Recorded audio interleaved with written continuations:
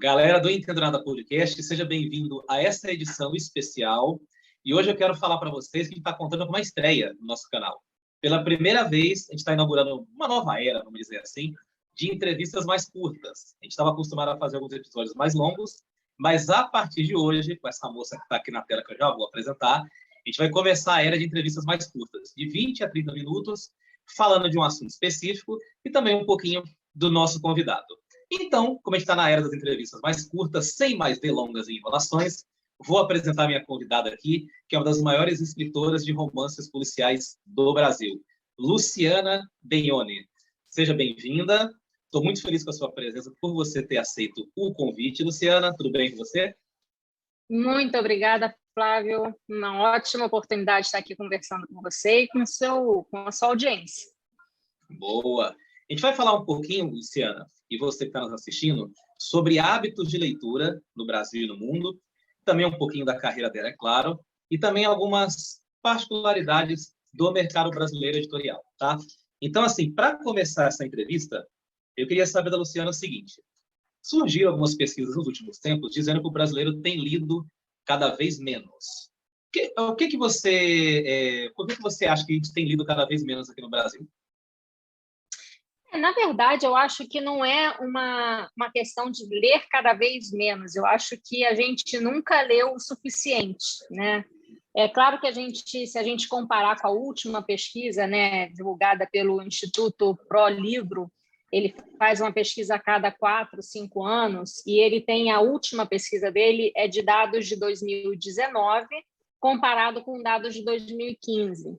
E fazendo essa comparação, realmente houve uma queda de leitores, mas isso a gente está falando de dados de 2019, a gente está em 2022, sendo que a gente passou por uma pandemia aí, e que tudo indica que houve um aumento de leitores nessa pandemia, exatamente pelo fato de você não poder sair, né? A gente diz isso que tudo indica, por quê? Porque houve um aumento de vendas de livros por internet, e-books, então são indícios que mostram que a população cresceu, a população de leitores cresceu. Agora, claro que se você comprar um livro ou baixar um livro, não te torna um leitor, né? Você precisa ler para poder se tornar um leitor. E essa questão de leitor também, por essa pesquisa, é uma questão muito vaga, porque o leitor para essa pesquisa significa que é uma pessoa que leu um livro ou em parte nos últimos 3 meses. Então, se eu pegar um livro e ler 3 páginas, se eu tiver feito isso em 3 meses, eu já sou considerada leitora. Na verdade, na minha cabeça, isso não é ser leitor, né? Mas, enfim, isso são dados oficiais que a gente precisa se esperar nele para poder desenvolver uma série de questões aí do mercado literário. E, sim, de acordo com dessa última pesquisa, houve uma diminuição, e eu acho que isso é muito relativo, porque eu acho que você tem que verificar quais são as áreas, né? A área que eu sou especialista, né? Que é a área de ficção, de entretenimento, eu acho que o fato de não ter um aumento em leitores dessa área vai muito para o fato de que as pessoas não consideram a leitura como um entretenimento, como uma forma de lazer, digamos assim, né? Se você pergunta para a maioria das pessoas o que elas fazem para se distrair, poucas delas vão dizer que leem livros, né? A maioria da população vai dizer que vai a um cinema, vê um filme na televisão, vê uma novela, fica no YouTube, passeia pelo TikTok, né? Mas são poucas as pessoas, de números, obviamente, comparativos, que vão dizer que leem, né?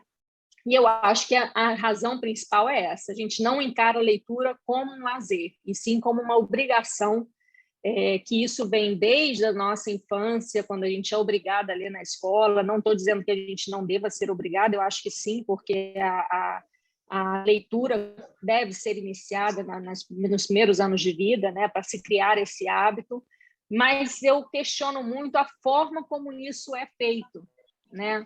A maneira como essa obrigatoriedade é imposta na vida dos pequenos, né? Eu canso de falar sobre os clássicos, né? Não que eu seja contra clássico de maneira nenhuma, né? Não precisem, os fãs de clássico não precisam me torturar por causa disso. Calma. Mas eu acho que é muito precoce colocar livros clássicos para pouca idade, né? As crianças não têm maturidade para encarar um vocabulário de 1900 e pouquinho, né? Ou 1800. Muitos adultos não têm, né? Muitos adultos não têm a maturidade, não têm o conhecimento necessário para desenvolver esse vocabulário. Então, assim, quiçá uma criança de 12 anos, né? É muito complicado isso. E quando você força e quando você coloca isso como mandatório, que você tem uma prova onde você faz perguntas que as crianças precisam decorar aquele livro, ainda é pior, torna a coisa ainda mais complicada. Digo isso, esse trauma que se cria, né, desnecessariamente, eu digo isso por experiência própria, porque eu fui assim, né? Eu não gostava de clássico, na verdade, eu ainda não sou muito fã de clássico. Eu tenho eliminado um pouco essa barreira, porque eu estou com um filho exatamente de 14 anos e que é obrigado a ler na escola clássicos. E eu acho que é isso que acontece com a literatura clássica de um modo geral. Ela entra de uma forma muito devastadora na vida de um indivíduo com pouca idade e com pouca maturidade. Eu tenho uma frase que eu gosto muito de usar e eu uso em todos os cantos, que é: a pessoa diz não gostar de ler até ler um livro que gosta. Porque é exatamente isso. A pessoa tem esse modelo mental de que não gosta de ler, talvez por esse trauma de infância, porque foi obrigado no colégio a ler livros que ele não tinha interesse algum, mas que a escola, né, obrigava. Mas quando ele se depara com um livro que ele tem interesse, ele vê que ele gosta, e ele vê que ele curte, e ele vê que aquilo vai ser para a vida inteira. E foi isso que aconteceu comigo até também, né? Eu comecei a ler já adulta.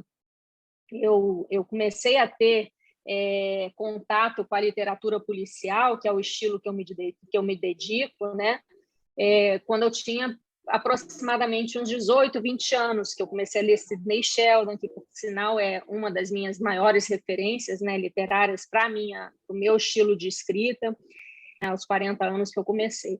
Então, assim, o que eu mostro no meu perfil, por exemplo, no Instagram, que essa é uma grande bandeira que eu levanto no perfil, que é trazer mais leitores para esse mundo, né, maravilhoso da literatura, é que você não precisa ter sido um leitor na infância. Você pode muito bem adquirir esse hábito na vida adulta.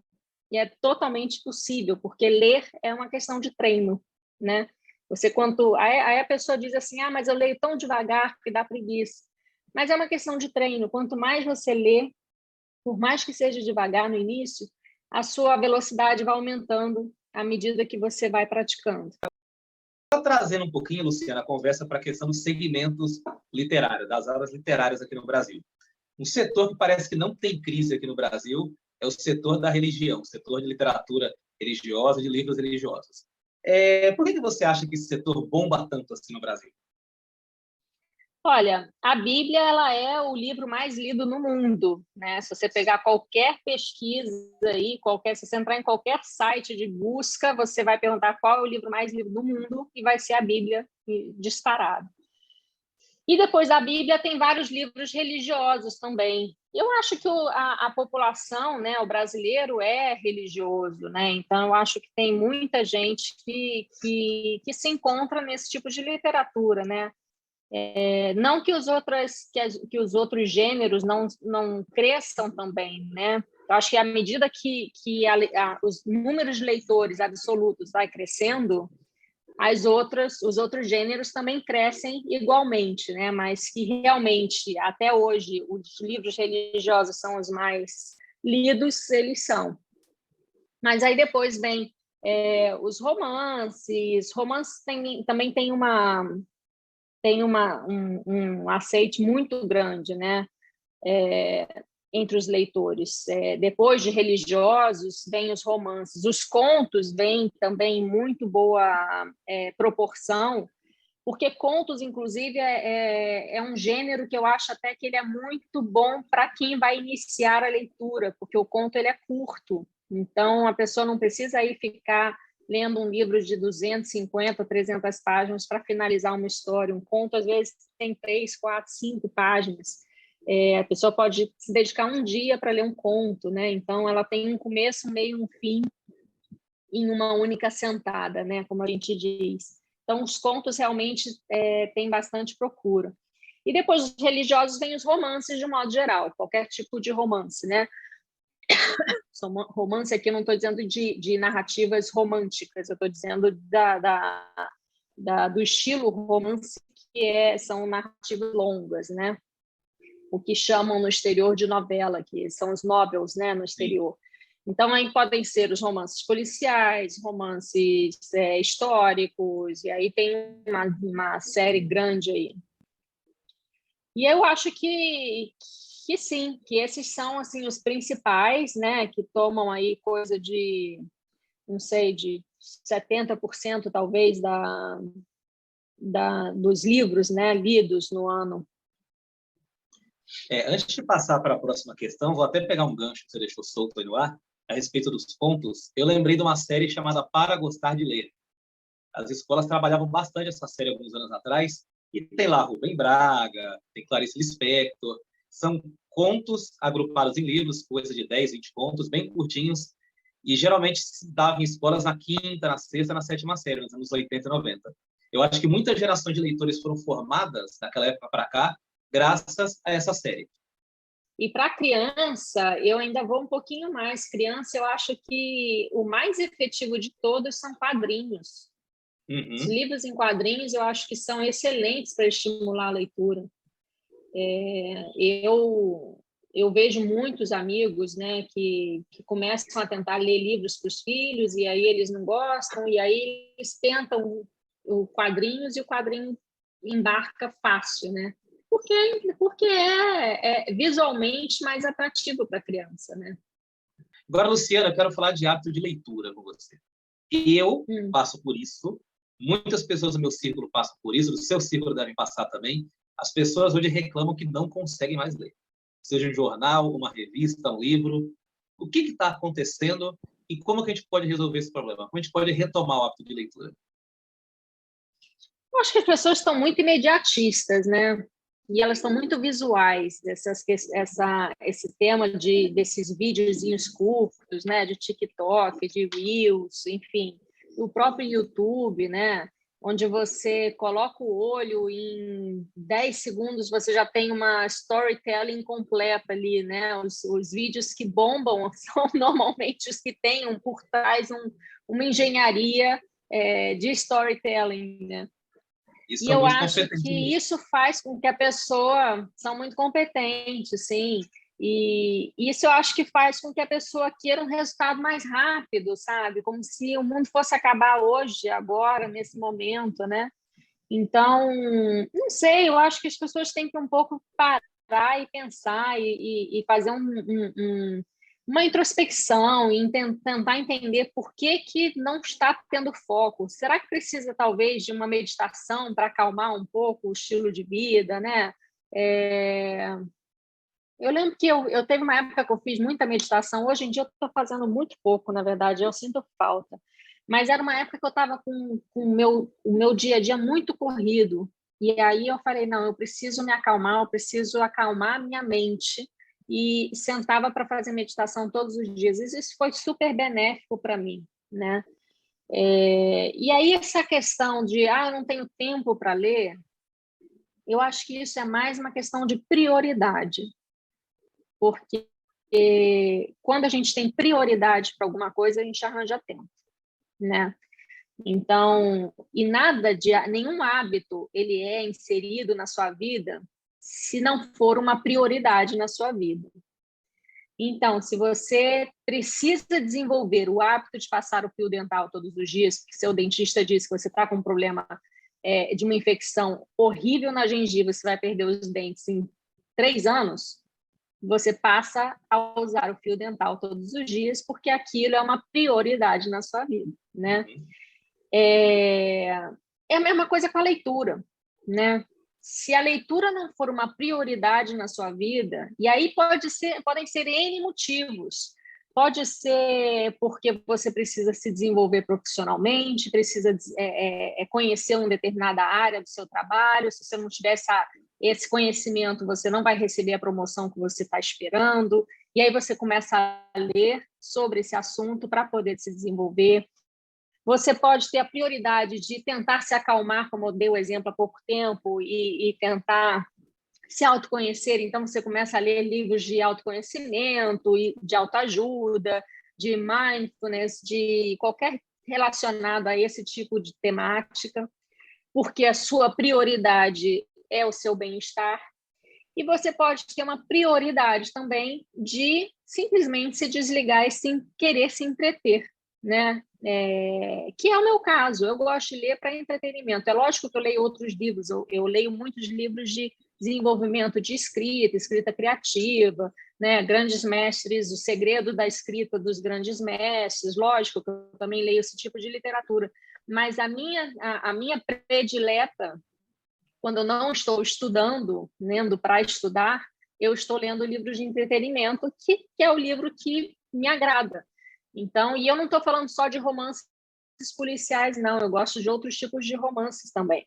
Mas são livros que me preenchem, que eu quase não vejo televisão, por exemplo. Eu prefiro o livro do que a televisão. Mas isso sou eu. E também não condeno quem gosta de televisão. Eu já gostei muito de televisão. É que hoje eu me encontro mais no livro do que na televisão. Mas eu acho que essa questão de não ter tempo, para mim, sinceramente, é desculpa, esfarrapada. Eu vou passar para a próxima pergunta aqui, Luciana. Eu vou começar com uma coisa que eu ouço muito, somente em podcasts, entrevistas, compositores dizendo. Eu quero falar exatamente sobre como esse mundo impacta, esse mundo ansioso, imediatista, impacta, sim ou não, na sua técnica de escrita de romances policiais. Eu ouço muito compositor de música hoje em dia dizendo que antigamente eles faziam músicas de 3 minutos, um determinado número de estrofes, e hoje tem que fazer de 2 minutos, 1 minuto e 50, com 10 estrofes, porque as pessoas não têm paciência de ouvir o storytelling, a história da música como um todo. E eu queria saber se quando você escreve um romance policial, você pensa no tipo de leitor que você está oferecendo ao seu produto, que é um leitor mais ansioso, mais imediatista. Isso impacta? Se tem alguma técnica ali diferente para aprender o leitor? Olha, com certeza a literatura mudou muito, mudou muito. Se você pegar um livro, por exemplo, do século passado, e eu não estou falando de século passado, assim, literatura clássica, não, tá? Estou falando de autores aí, de livros de 1980, 1970. Se você pegar livros dessa época, você vai ver que a narrativa está bem diferente, tá? Os próprios clássicos, eles usavam, por exemplo, para descrever uma cena, descrever um sentimento, se usava 3, 4, 5 adjetivos para um único substantivo, por exemplo. E isso fazia com que os textos se alongassem, né? Então, você colocava pelo menos 2 adjetivos por um substantivo, né, numa narrativa. Hoje em dia, se você fizer isso, você morre na primeira página. Ninguém consegue ler um livro onde o autor fala, não, porque aquela determinada fulano, e floreando muito aquela cena. Você precisa realmente ser mais imediato e ser mais conclusivo, assim, de forma imediata, né, que eu quero dizer. Mas isso não quer dizer que você tenha que cortar o texto a ponto de não fazer sentido, né? Eu preciso desenvolver uma técnica que seja imediatista, mas que conclua o meu raciocínio. Eu também não posso escrever qualquer coisa para agradar o público, né? Sim. Porque as pessoas que gostam de ler textos de qualidade, né? Agora, algumas coisas que são, hoje em dia, que eu já presto muita atenção na hora de escrever um texto é a quantidade de adjetivos, realmente, que eu estou empregando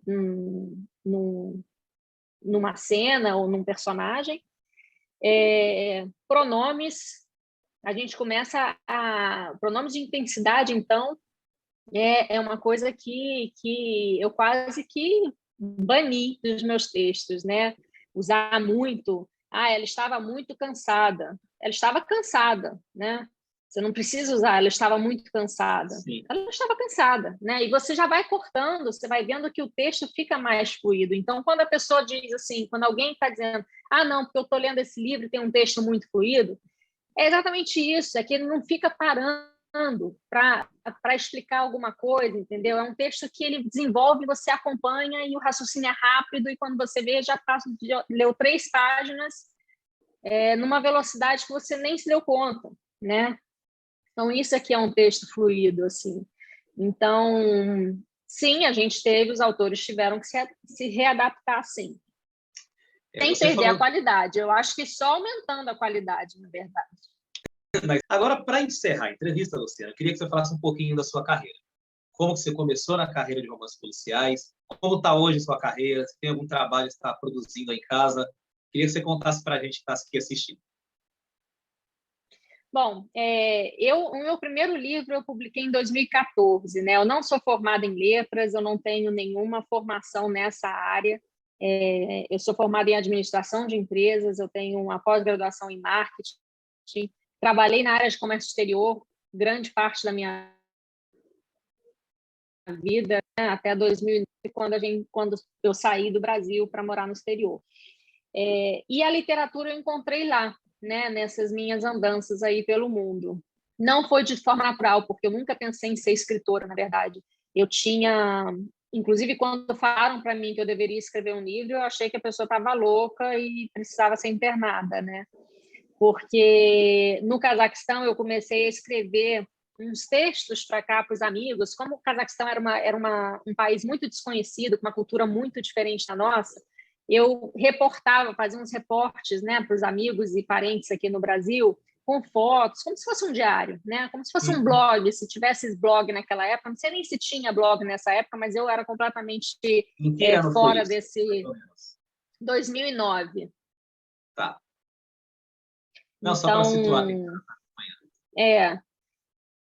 E eu fazia no Word mesmo, né? Eu fazia o texto, colocava umas fotos e mandava. E eu comecei a receber uns feedbacks assim bastante positivos, que a minha escrita era bacana, que era divertido e que eu devia pensar em escrever um livro. E eu falei assim, cara, esse povo tá doido, né? Que eu vou escrever livro. Não era nem, né? Eu nunca fui uma exímia aluna de português também, né? Sempre estive ali na média, mediana total. E eu achava, a minha barreira limitante da época era que para você ser um bom escritor, você tinha que ter sido um bom aluno de português. Sim. Depois eu vi que isso é uma bobagem também, né? Porque a gente aprende ao longo do tempo, a gente aprende novamente, né? Não é porque eu não aprendi no passado que eu não posso aprender agora, né? A língua. E mesmo que eu não escreva, às vezes cometo um erro de concordância, eu coloco um verbo num lugar errado, o revisor está aí para isso, né? Um bom escritor é aquele que consegue criar uma história que tem uma linha de raciocínio homogênea, que vai até o final, que não deixa cabos soltos, né? Que tenha uma história coerente, né? Isso é ser um bom escritor. Se eu escrevo alguma palavra errada ou não, o revisor está aí para isso, né? Porque os livros não passam, não são publicados sem uma revisão. Enfim, e aí eu comecei a pensar, sabe de uma coisa? Eu acho que eu vou escrever sim, porque eu gostava de ler. Nessa época, meu marido viajava demais, meus filhos eram pequenos e eu ficava muito isolada lá no Cazaquistão. Então, os livros que eu levava do Brasil, quando eu vinha de férias, acabavam muito rápido e eu ficava alguns meses sem ter o que fazer. Então, eu resolvi escrever um livro, começar a escrever o primeiro livro, que foi publicado em 2014, que se chama Súplica em Olhos Mortos, que é o primeiro livro de uma trilogia. Esse livro trata, o tema principal dele é a escravidão moderna no interior de Alagoas, né? Depois desse, eu escrevi esse livro meio que como um projeto pessoal, né? Eu não tinha nem até então não tinha ambição profissional. Eu Quando tinha você plantado escreveu, uma. deixa eu só entender, quando você começou a escrever esse livro, você já tinha o pensamento de fazer uma trilogia? Não, não. Esse livro foi escrito com o simples intuito de preencher aquele meu vazio de me distrair, né? Tá. E, na verdade, ele foi escrito por pura intuição. Eu não tinha nenhuma formação teórica para escrever um romance. Mas eu vou te falar que eu acho que vocação é uma coisa que eu acredito muito, porque ele teve um resultado extremamente positivo, né? Mesmo com toda a minha falta de conhecimento de como escrever uma narrativa longa, né? Depois ele foi lido por várias pessoas que confirmam isso, né? Eu não estou falando isso porque eu que escrevi, não. Eu tive o respaldo técnico para confirmar isso, né? Mas quando eu lancei, botei na Amazon e pronto, não fiz nada para vender. Então é claro que ele não vendeu, né? Porque ele ficou lá paradão na Amazon. Quando eu estava no México, eu comecei a fazer uns cursos de literatura e foi quando eu fui traduzir esse livro, que a escola que eu frequentava, eles faziam tradução de livro. Então, eu traduzi esse livro para o espanhol. Quando eu traduzi o livro para o espanhol, que eu tive que reler o livro, toda aquela enxurrada de emoção dos personagens e, né, aquele envolvimento com aquilo tudo que eu tinha sentido na hora da escrita, voltou. E aí eu falei, não, eu acho que eu vou escrever a continuação desse livro. Então é o seguinte, aí eu publiquei o segundo livro, que se chama Vestígios, publiquei em abril de 2020, e já emendei o terceiro, que foi publicado no mesmo ano, em dezembro de 2020, que é o Delito Latente, fechando essa trilogia. É uma trilogia onde os crimes principais, as tramas principais, são independentes. Mas o que se entrelaça, o que forma a trilogia, é a trama secundária dos personagens, né? Os personagens vão desde o primeiro até o último se entrelaçando numa história secundária. Por isso é uma trilogia, né? Mas a trama policial, cada uma tem a sua. O segundo livro eu trato de ataques de ácido na Colômbia e o terceiro livro de transplantes de órgãos indevidos em São Paulo, que aborda uma temática muito forte de ética médica. E agora, em novembro de 2021, eu publiquei meu último livro, meu último romance, que se chama Evidência 7, Segredo Codificado. E esse repercutiu muito forte na mídia, assim, né? Eu participei de vários programas de rádio, de entrevistas, saiu no jornal, em vários meios de imprensa, em mídia de imprensa. Agora ele participou de uma leitura coletiva, então tem muita resenha rodando aí pelas redes sociais. E então, assim, a repercussão foi muito bacana desse livro, e até as pessoas que me acompanharam desde a trilogia comentaram que nesse livro sentiram uma maturidade maior na escrita por conta desse processo de conhecimento, né? de estudo que eu passei ao longo desses anos, né? E agora, para o futuro, o que eu tenho... Desculpa. Agora, para o futuro, eu já estou desenhando o próximo livro, que esse livro, Evidência 7, ia ser um livro... Bom, ele é um livro independente, mas a protagonista fez tanto sucesso, já recebi tantas solicitações de continuação, que eu não vou continuar o livro, mas eu sim vou fazer um livro com a protagonista novamente, né? Uma outra história, mas totalmente separada do primeiro.